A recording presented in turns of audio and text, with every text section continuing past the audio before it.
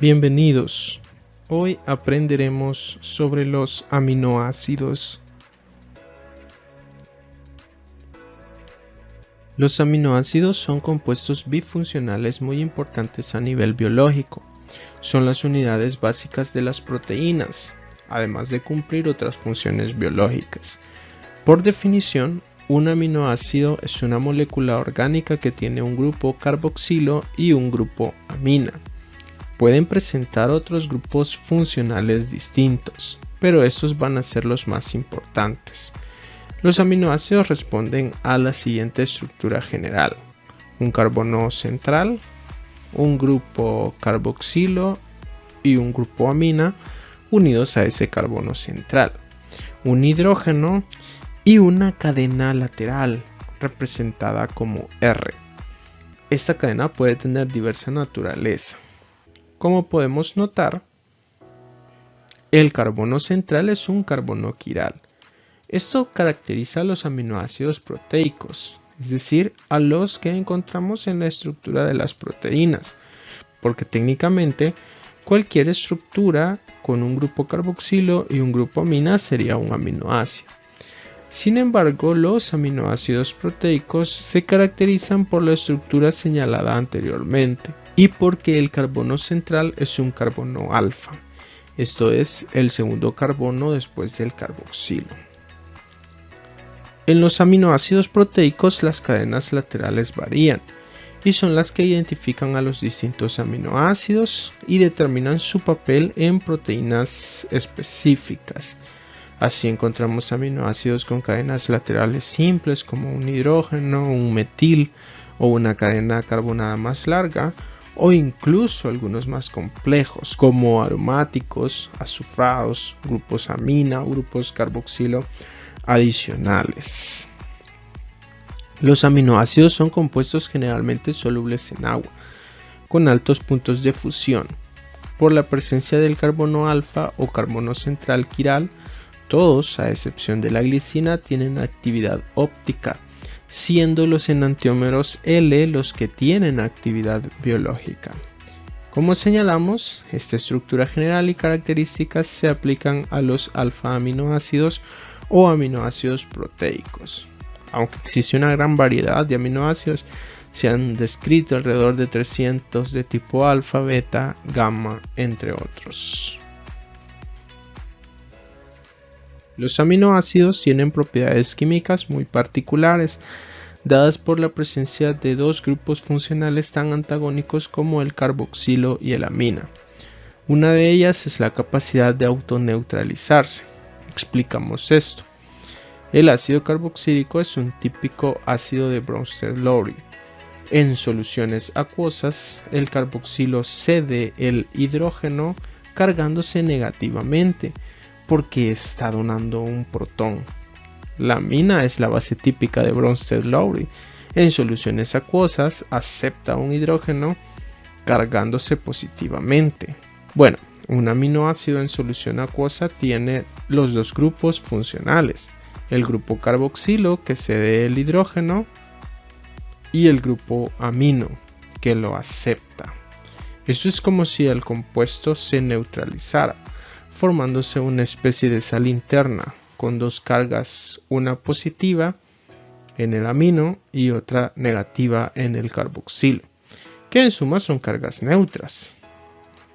Por eso esta estructura se le denomina ion dipolar o suiterio. Esto explica por qué las estructuras de los aminoácidos generalmente se representan con el carboxilo como COO y carga negativa, y el amino como NH3 y carga positiva. Esto, repito, ocurre en solución acuosa. En el medio fisiológico, que es también acuoso, los aminoácidos se encuentran generalmente en sus formas dipolares. La formación del ion dipolar no depende solamente del medio acuoso, sino también de un punto o valor de pH específico que llamaremos punto isoeléctrico. Hay aminoácidos ácidos porque presentan muchos grupos carboxilo Estos aminoácidos se convierten, por decirlo de alguna manera, en iones dipolares a pHs ácidos, cercanos al 3. Hay aminoácidos neutros que tienen equilibrio en los grupos amina y carboxilo presentes en la molécula. Existen como iones dipolares en pHs aproximadamente de 6, puntos casi neutros. Y hay aminoácidos básicos que tienen más de un grupo amina en su estructura. Existen como iones dipolares en soluciones acuosas cuando el pH es básico, alrededor de 9. Estos valores son generales, cada aminoácido tiene su punto isoeléctrico específico. Cabe mencionar también que por tener grupos amina y carboxilos, los aminoácidos ejercen acción amortiguadora. Pueden controlar cambios en la concentración de iones hidrógeno o iones hidroxilo. No solo se neutralizan a sí mismos, sino también a otros compuestos, ácidos o base. A esa característica se le llama anfoterismo. La principal función de los aminoácidos es la conformación de proteínas. Toda molécula proteica está formada por una estructura primaria, que son secuencias de aminoácidos. Increíblemente, aunque conocemos miles de especies proteicas distintas, todas están formadas por 20 aminoácidos. Esto es así porque estos aminoácidos son codificados en el código genético por tripletes de bases nitrogenadas. En realidad son 22 aminoácidos, aunque matizaremos en un momento algo al respecto. Entonces tenemos 20 aminoácidos que en ocasiones en la estructura de las proteínas pueden modificarse. Los aminoácidos se representan con un código. Más adelante los identificaremos por nombre completo. Como mencionamos hace un momento, en los últimos años se descubrieron dos nuevos aminoácidos codificados en el código genético, especialmente en los llamados codones de terminación. Estos aminoácidos son la selenocisteína, que se parece a la cisteína, solo que en lugar de azufre tiene selenio, fue descubierta en 1986, y la pirrolicina, estructura más compleja descubierta en 2002, y son parte de los aminoácidos proteicos, aunque su código no es universal, porque solo ocurre en algunos genes de algunas especies, no en todos los seres vivos. Los 20 aminoácidos restantes, en cambio, se codifican en todas las especies vivas, desde una bacteria hasta una célula humana, bajo el mismo triplete o secuencia de bases nitrogenadas. Forma parte del código universal. Por esa razón, el grupo de aminoácidos proteicos se limita a los 20 mencionados y no a los 22 que ahora conocemos. Hay aminoácidos que cumplen otros roles distintos a la estructura de una proteína, algunos como la glicina, glutamina o ácido gamma-aminobutírico. Este último aminoácido no proteico actúan como comunicadores celulares en neuronas, llamados neurotransmisores. Otros como la ornitina, tiroxina o moserina los encontramos también como intermediarios en rutas metabólicas, tipo ciclo de urea, entre otros. Los aminoácidos pueden servir de intermediarios para sintetizar bases nitrogenadas, ácidos grasos o incluso se oxidan para obtener energía. Los aminoácidos son compuestos que no se almacenan en el organismo. Sus niveles dependen de la biosíntesis, ingesta y degradación de proteínas. El nitrógeno excedente se excreta por orina principalmente y heces. Todos los procesos relacionados a la ingesta, metabolismo y excreción del nitrógeno se reconocen como balance del nitrógeno. Existen varios criterios para clasificar a los aminoácidos. Tomaremos en cuenta los más importantes. El primero basado en la ruta de biosíntesis de las células. De entrada hay que señalar que las células tienen maquinarias metabólicas complejas y actividades celulares permiten fabricar una gran cantidad de compuestos. Se fabrican carbohidratos, lípidos, proteínas, ADN, ARN. A pesar de eso, hay aminoácidos que no se pueden sintetizar en las células. No hay enzimas adecuadas ni rutas metabólicas que nos lleven a ello. A estos aminoácidos se les llama esenciales. Estos aminoácidos deben ser parte de la dieta para incorporarlos al sistema. Los no esenciales son aquellos que sí se pueden biosintetizar. El término esencial y no esencial puede ser desorientador. Nos puede llevar a pensar que los no esenciales no tienen importancia para los organismos, cuando es todo lo contrario. Ambos grupos son importantes y la carencia de estos aminoácidos limita el desarrollo del organismo. No debemos olvidar que a nivel bioquímico, el término esencial señala moléculas que no pueden fabricarse en las células y deben incorporarse por fuentes externas.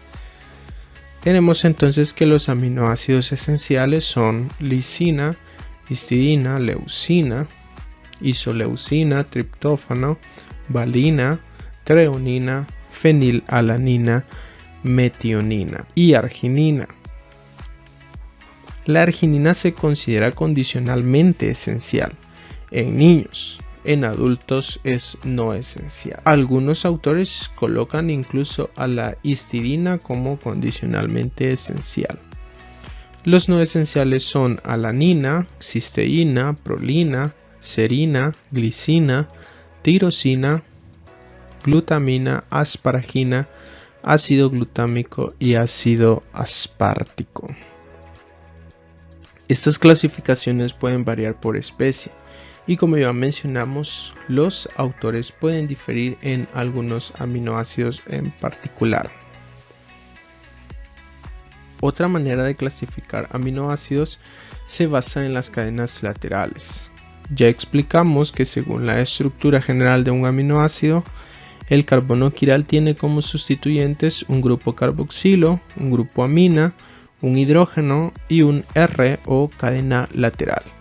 Bien, esta clasificación toma en cuenta ese R o cadena lateral que puede ser de distinta naturaleza. Mencionamos desde un simple hidrógeno, una cadena carbonada corta, un compuesto aromático o incluso otros grupos funcionales. Los aminoácidos no polares se identifican porque su R es una cadena alifática o aromática. Debido a esa naturaleza, en la cadena lateral no se generan zonas electronegativas o electropositivas. Cuando forma parte de las proteínas, esos R tienden a alejarse del medio acuoso e interaccionar entre sí en zonas internas de la molécula. Los aminoácidos polares neutros presentan grupos químicos como el OH o las amidas que son polares. Tienen posibilidad de tener asimetría en la distribución de las cargas por la presencia de un átomo de oxígeno o nitrógeno.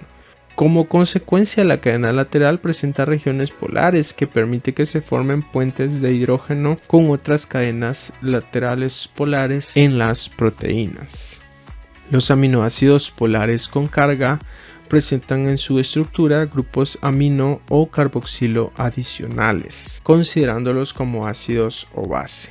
Los aminoácidos ácidos tienen grupos R cargados negativamente y a su vez los aminoácidos básicos que contienen uno o más amina en el radical tienen R's cargados positivamente, esto a pHs neutros.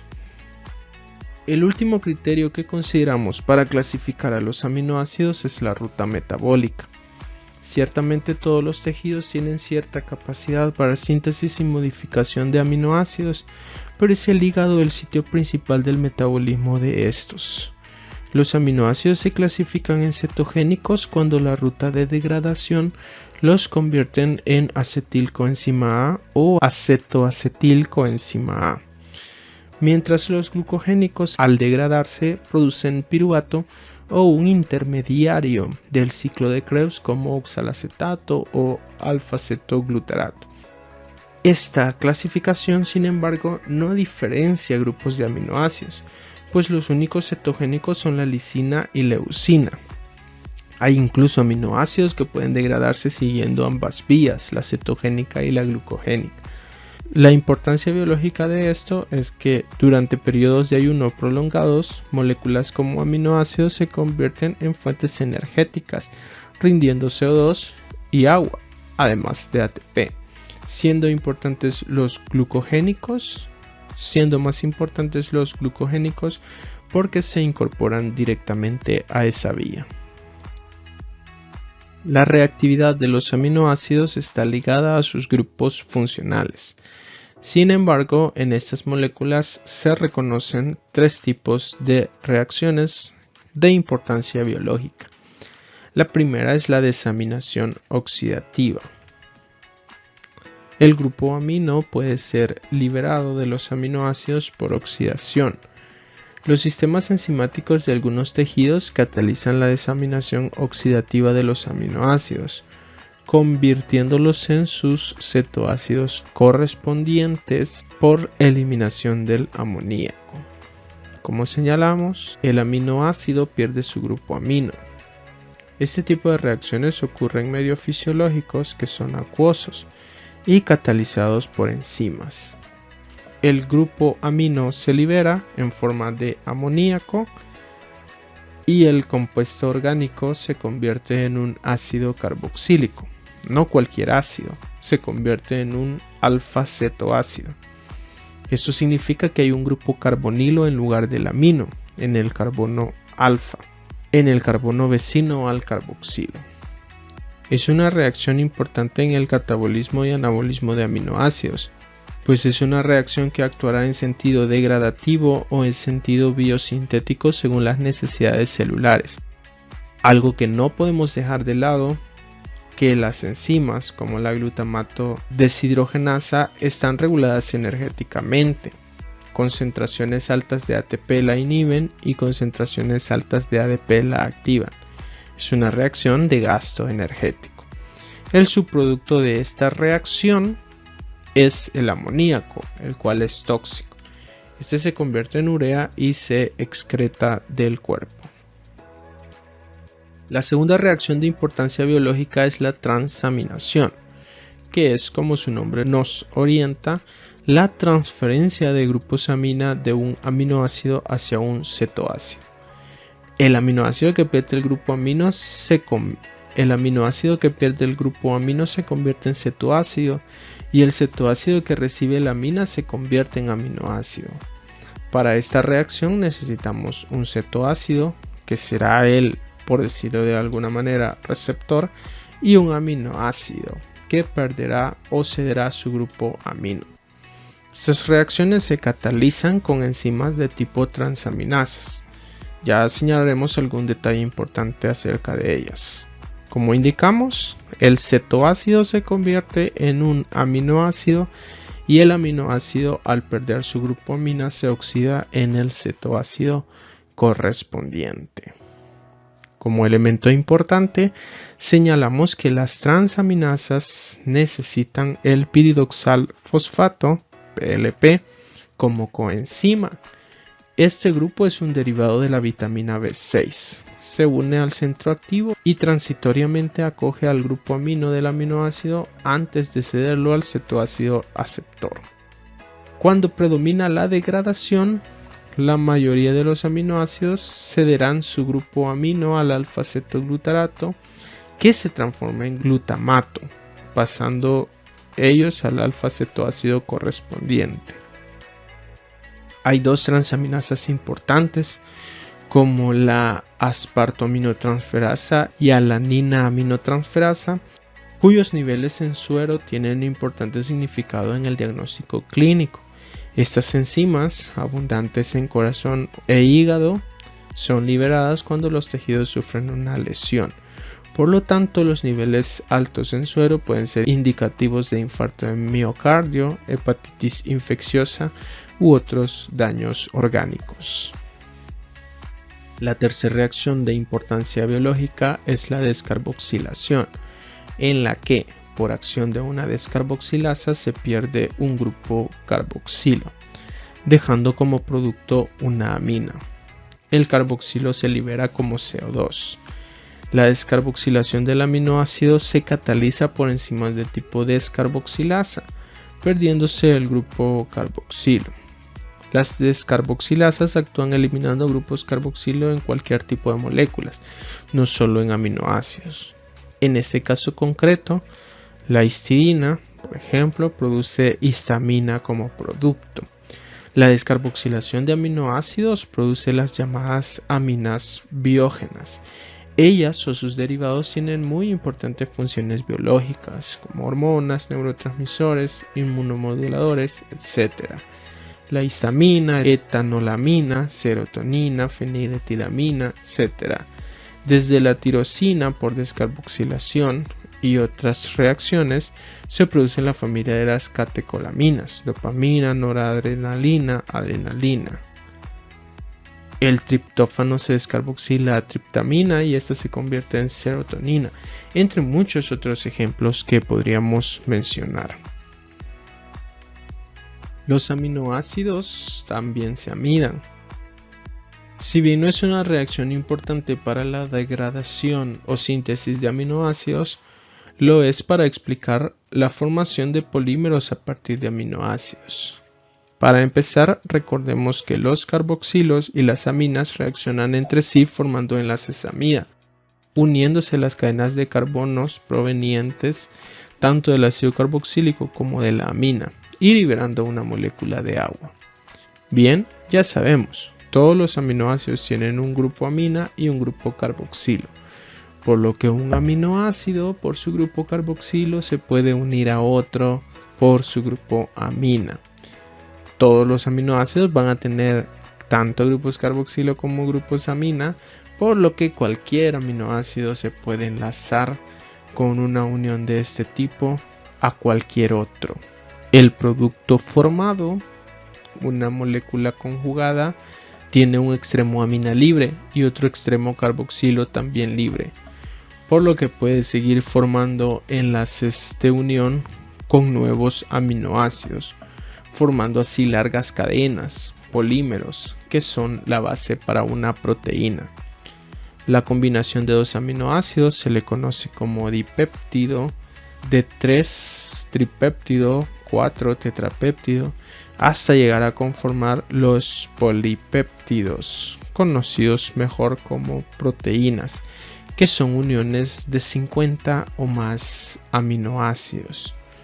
Una información importante es también que el enlace amida formado entre dos aminoácidos se le llama enlace peptídico. Por eso se dice que las proteínas son polímeros de aminoácidos unidos por enlace peptídico.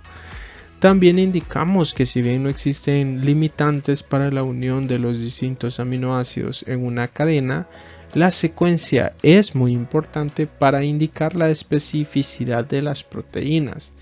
Estas secuencias están lógicamente codificadas en el ADN.